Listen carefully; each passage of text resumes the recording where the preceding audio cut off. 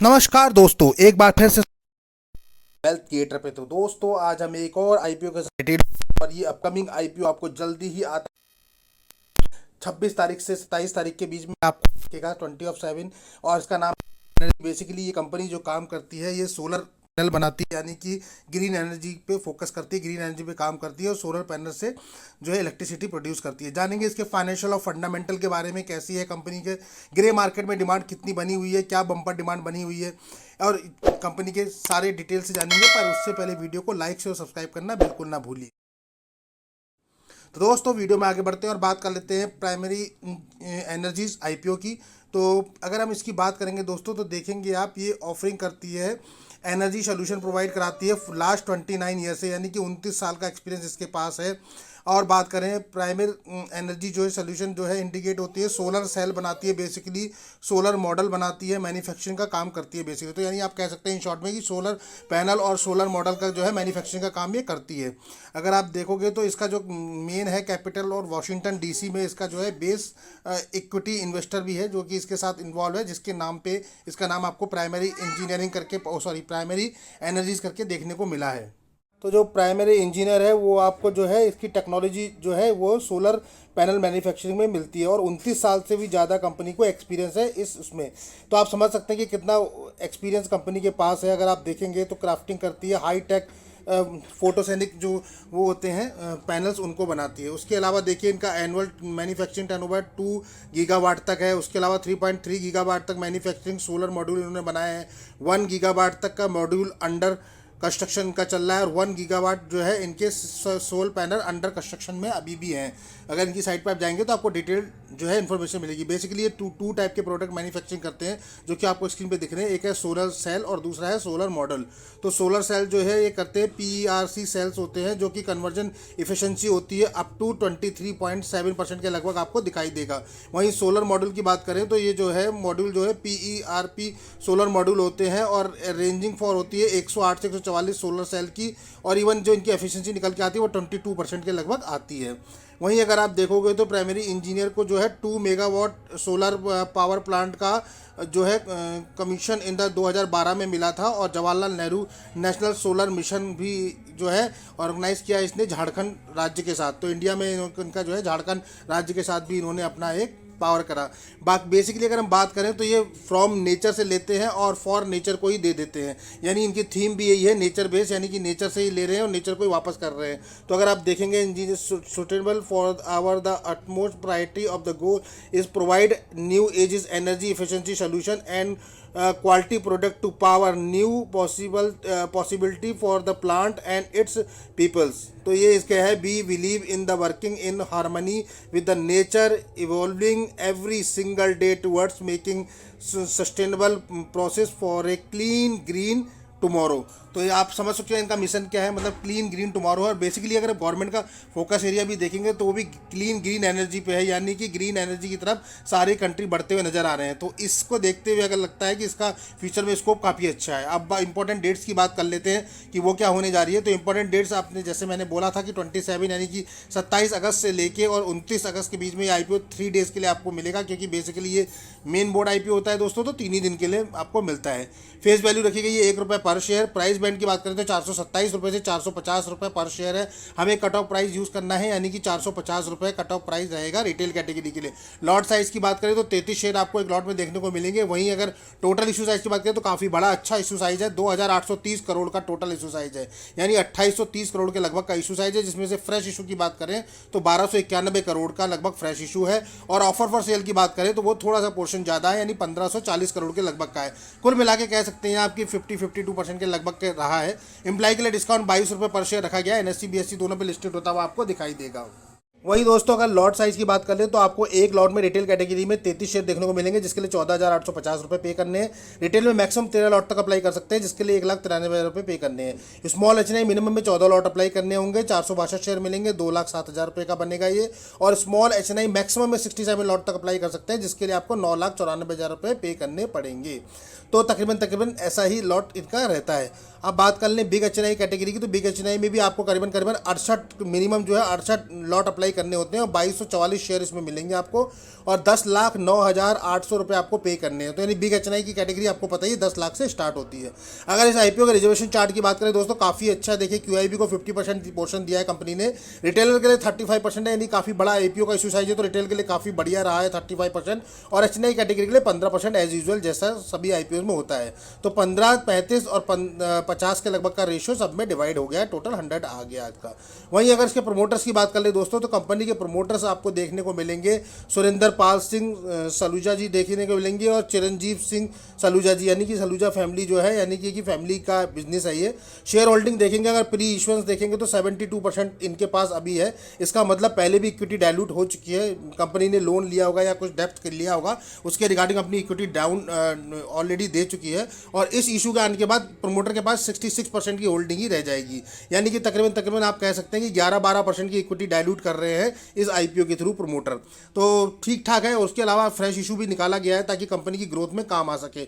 यहाँ तक तो हमें कंपनी के सारे पॉइंट अच्छे लग रहे हैं, कंपनी का फ्यूचर ब्राइट है, कंपनी के प्रमोटर भी काफ़ी स्ट्रांग अपने पास होल्डिंग रख रहे हैं, यानी 60% के ऊपर अभी भी प्रमोटर के पास होल्डिंग है। फाइनेंशियल फंडामेंटल की बात कर लें कि किसी कंपनी का फाइनेंशियल फंडामेंटल कितना स्ट्रांग होता है दोस्तों, वहीं से हमें पता लगता है कि कंपनी कितनी स्ट्रांग है। तो फाइनेंशियल फंडामेंटल में हम देखेंगे तो 4 साल का कंपनी ने प्रोवाइड कराया है डेटा, जहाँ की 2022, 2023, 2024 और 2024-30 जून तक का, मतलब अभी तक का आपको मिलेगा, यानी 3 फाइनेंशियल ईयर और 1 क्वार्टर आपको रिसेंट का दिखाई देगा।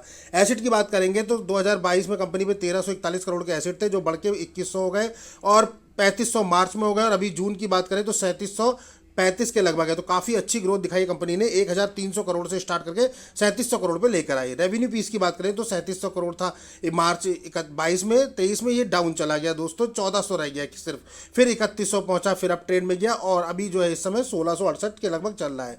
थोड़ा सा अप डाउन ट्रेंड में है रेवेन्यू, पर ठीक ठाक चल रहा है, मतलब जैसा लास्ट 2023 में गिरा था उसके बाद तो अभी काफ़ी अच्छा इंप्रूव करा है। प्रॉफिट आफ्टर टैक्स एक कंसर्न सब्जेक्ट है, ये देखिए आप, टोटल माइनस में चला आ रहा है। सिर्फ 2024 में इस मार्च में 231 करोड़ का प्रॉफिट कंपनी ने किया है, बाकी लास्ट 3 ईयर्स में 2 ईयर्स तो कंपनी जो है लॉस में रही है। तो ये बहुत ही बड़ा कंसर्न हो सकता है। और लेकिन अभी आप देखेंगे फर्स्ट क्वार्टर में तो करीबन 200 करोड़ रुपए कंपनी ने फर्स्ट क्वार्टर में उठा लिए, जबकि पिछले साल पूरे साल जो है कंपनी ने 200 करोड़ कमाए थे।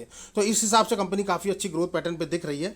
नेटवर्थ की बात करेंगे आप तो यहाँ भी माइनस में था 2 साल, उसके बाद 36 करोड़ हुआ और अभी 26 करोड़ के लगभग चल रहा है। तो यहाँ भी थोड़ा डाउन दिख रहा है, लेकिन ये क्वार्टर का है और ये ईयरली है दोस्तों। तो इस हिसाब से कंपनी पिछले 1 साल में नेटवर्थ पे काम कर रही है, उससे पहले कंपनी का ठीक नहीं था। रिजर्व सरप्लस भी काफ़ी अच्छे हैं कंपनी में, 209 करोड़ से आज 255 करोड़ के लगभग दिखाई दे रहे हैं।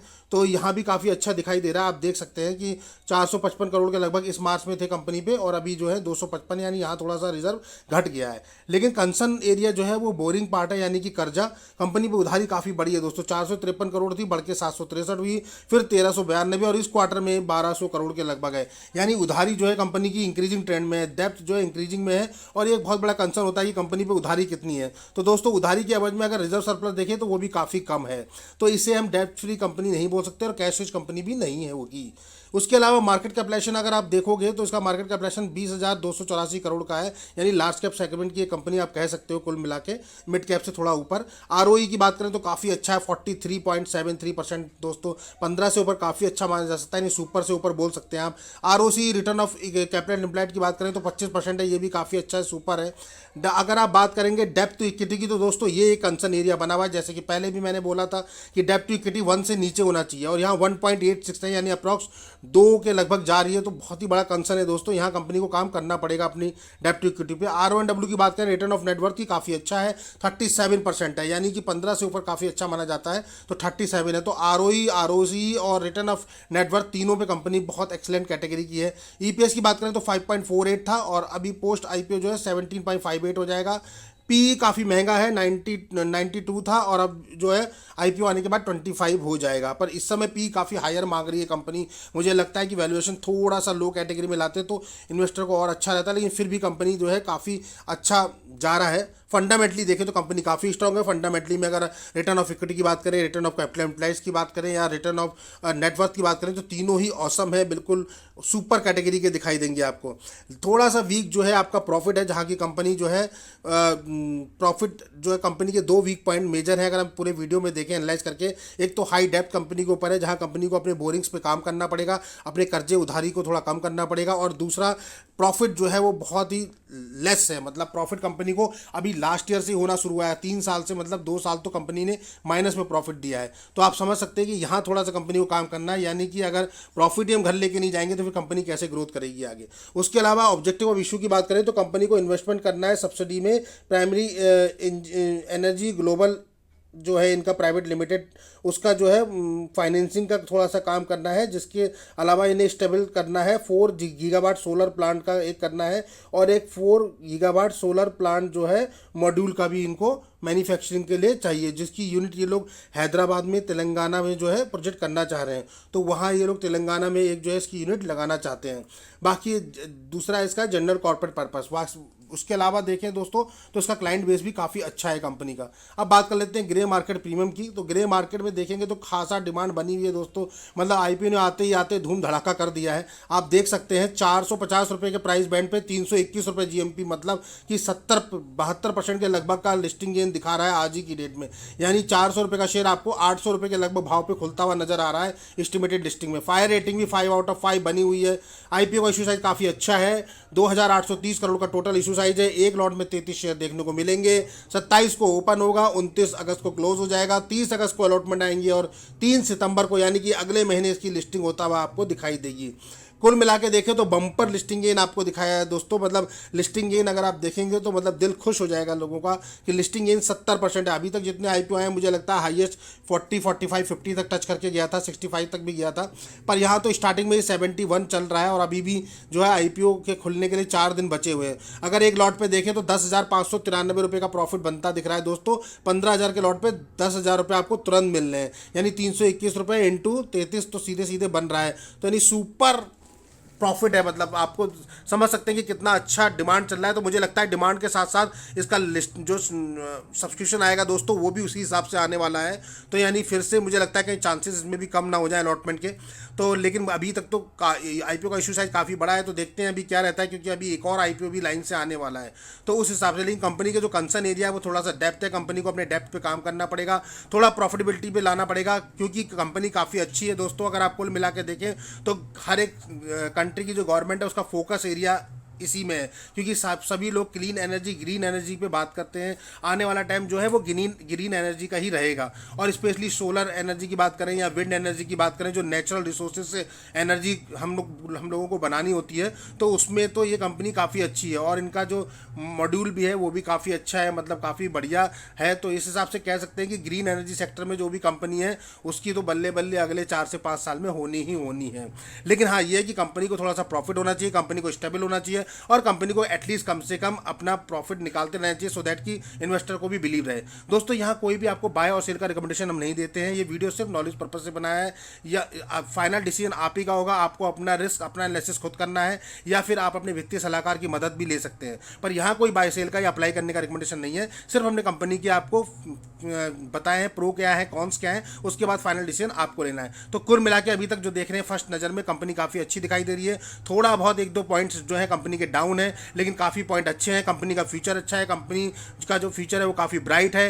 कंपनी का जो लिस्टिंग गेन की बात करें तो वो काफ़ी अच्छा दिखाई दे रहा है, यानी कि लिस्टिंग काफ़ी अच्छी है। जो लोग लिस्टिंग पर्पज से अप्लाई करेंगे उनके लिए तो बहुत अच्छा है कि लिस्टिंग गेन काफ़ी अच्छा है, और लॉन्ग टर्म के लिए भी कंसीडर कर सकते हैं, बट डिपेंड करता है कि कंपनी की प्रॉफिटेबिलिटी आगे सालों में क्या रहेगी। तो बस दोस्तों ये छोटा सा अपडेट था। वीडियो अगर पसंद आए तो उसको लाइक शेयर सब्सक्राइब करना बिल्कुल ना भूलिए। मिलते हैं अपने ऐसे अगले वीडियो में, तब तक के लिए नमस्कार।